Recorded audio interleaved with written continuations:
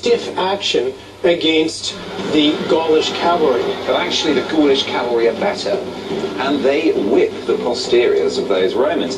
And poor old Regulus has his head chopped off and brought back to the Gaulish chieftain with some helpful serving suggestions by the guys who've done it. So in the meantime, the Gaulish army continues moving forward in this sort of direction. And then from behind them comes another Roman army. The Gauls are now sandwiched between two full-size Roman consular armies. At that point, they do form a battle line facing to the rear. So they're facing in two directions at once. And they do what people working on Pilot magazine would do in later recreations of the battle.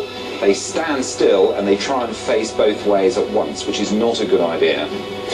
Coming out from this side of the Gauls' army are those big, naked men with spears, and they're shaking their genitals at the Romans. They're daring them to come on. This always works against other Gauls, intimidate them, and the Roman light troops, the velites, come up to these naked men, stand a little ways away, take their javelins, big Gallic man, big target, and start chucking javelins into them. Well, this is the first time anybody's actually stood up to these big, hard men from the Alps. And they turn around and they head back through their own people. They disrupt their own formation, heading back through them. And all of the other Gauls, the big, hard men from northern Italy, see the biggest, hardest mercenaries legging it right through their own army.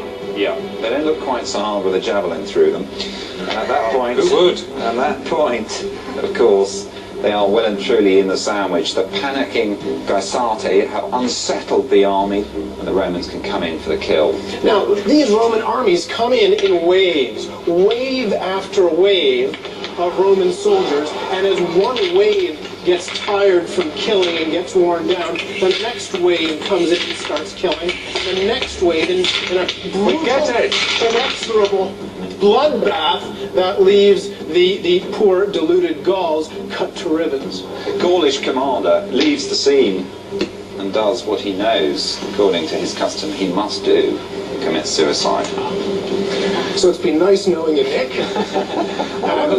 Would it have been impossible for our team to win? Could the Gauls have won at all? If they'd concentrated their combat power against one Roman army and defeated it, and then turned and faced the other Roman army, they'd have had a chance. All right. Well, look, thank you very much, Mark and Eric. Nice try, guys. Thank you. Team from Pilot magazine, you did a decent job.